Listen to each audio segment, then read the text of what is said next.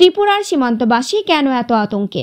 গেল 5ই আগস্ট শেখ হাসিনা সরকারের পতনের পর থেকে বাংলাদেশ সীমান্ত লাগোয়া ভারতীয় অঞ্চলগুলোর মধ্যে একটা চাপা উত্তেজনা চলছে। ত্রিপুরার এরকমই একটি শান্তিপূর্ণ গ্রাম কালীপুর।